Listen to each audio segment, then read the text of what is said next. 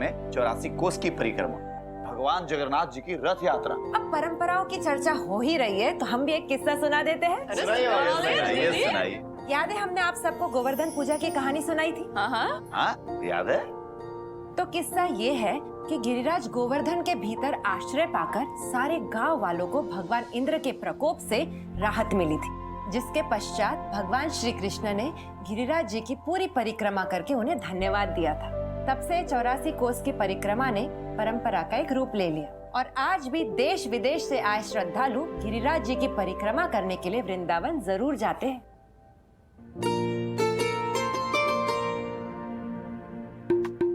अरे आप सब हमारी तरफ क्यों देख रहे हो? हमने बस पूछा कि अचानक से रीति रिवाज परंपराओं की बातें कहाँ से आ गई। जस्ट ऐसे ही पूछ लिया हमने। मैंडी, और तुमको जान करके बहुत खुशी होगी भैया, जी टीवी पर 11 नवंबर से ऐसे ही परंपराओं पर आधारित एक शो जिसका नाम है जाने अनजाने हम मिले, वो भैया प्रसारित हो रही है, जो आज एक रीति रिवाज बन चुका है भाई। जी जीजू, हमने भी दर्शकों के मेल्स पढ़े। कुछ बुजुर्ग हैं जिनको इस प्रथा के बारे में जानकारी है, पर आज भी ऐसे बहुत सारे युवा हैं जिनके लिए ये बहुत नया यूनिक कॉन्सेप्ट है, जिसके बारे में आपके लखनऊ वाले प्रेस कॉन्फ्रेंस से लोगों को पता चला। पर हमारे एक दोस्त है आराधना, उसे तो ये कॉन्सेप्ट बिल्कुल नया यूनिक लगा। अरे तो अपनी दोस्त आराधना से बोलो।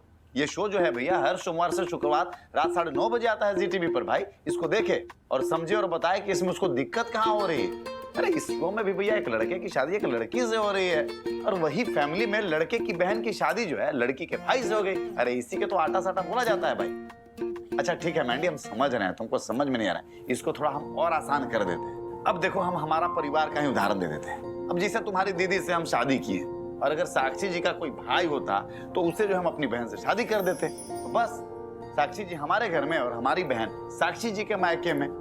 इसी को तो बोलते हैं भाई आटा साटा। आप समझ में आ गया?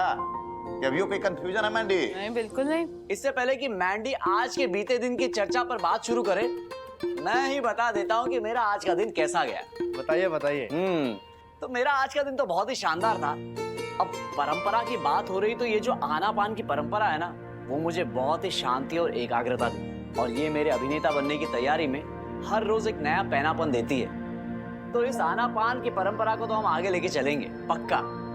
और अब वीरू बाबू आप बताइए। हम मौसाची की बात से 100% सहमत है। हमारे कोच सर भी कहते हैं कि किसी भी खेल या किसी भी काम में हुनर से ज्यादा एकाग्रता जरूरी होती है। तो बाकी हमारा दिन तो शानदार, जबरदस्त, बढ़िया भी था। बाकी मैंडी मौसी आप बताइए। अरे वीरूपाणे जी, हमारा भी दिन शानदार शानदार जबरदस्त बढ़िया था। देखिए जी टीवी का बेहतरीन शो कुमकुम भाग्य रात 9 बजे। चलिए देखते हैं शो की कुछ झलकियां। मैं आरवी से शादी करूंगी पर डिवोर्स नहीं होगा। कल हमारी शादी नहीं हो रही है। 10 दिन बोला था ना कोर्ट ने, कल 10वां दिन है, तो तुम्हें मुझसे शादी करनी पड़ेगी। रात 9:30 बजे देखिए शो जाने अनजाने हम मिले। तो आइए आपको दिखाते हैं इस शो की कुछ प्यारी प्यारी झलकियां। मेरे और ध्रुव की शादी का इनविटेशन है। मैं जानती हूँ शादी बस 2 दिन में है, लेकिन मुझे बहुत खुशी होगी अगर आप आओगे। और ये तो बताओ कि वो खुशकिस्मत इंसान है कौन? उसका नाम और पता दोनों इस कार्ड में है। अच्छा,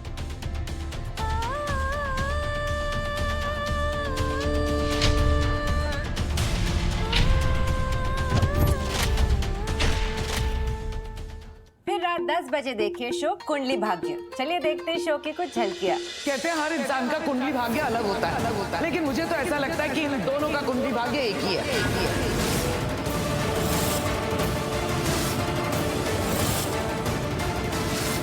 दोनों एक ही टाइम पे पैदा हुए, एक ही जगह पैदा हुए हैं और एक ही दिन पैदा हुए हैं।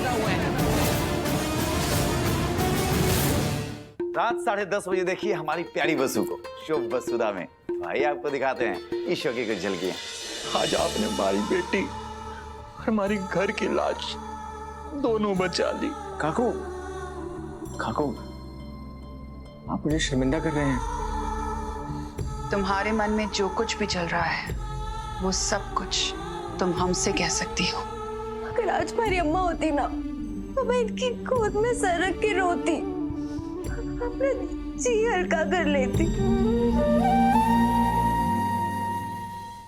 साक्षी जी, आपको तो पता है ना हम गोविंदा सर के कितने बड़े फैन हैं। अरे उनका सारा नंबर 1 वाला पिक्चर हम देख लिए भाई, भाग भाग के जाते थे सिनेमा हॉल में। हाँ, वो कहा था अनाड़ी नंबर 1, कुली नंबर 1 और हीरो हाँ हीरो नंबर 1। अरे महाराज, और एक बात बताएं, ईश्वर ने हमारा सुन लिया। अरे ZTV 9 दिसंबर से एक बहुत ही बढ़िया शो लेकर आ रहा है जिसका नाम है जमाई नंबर 1। बिल्कुल, और विजय जी हम और आप मिलकर बनाते ZTV को देश का चैनल नंबर 1। क्या बात है। और उसके बाद देखिएगा साक्षी और विजय की जोड़ी हो जाएगी पूरे हिंदुस्तान का जोड़ी नंबर 1।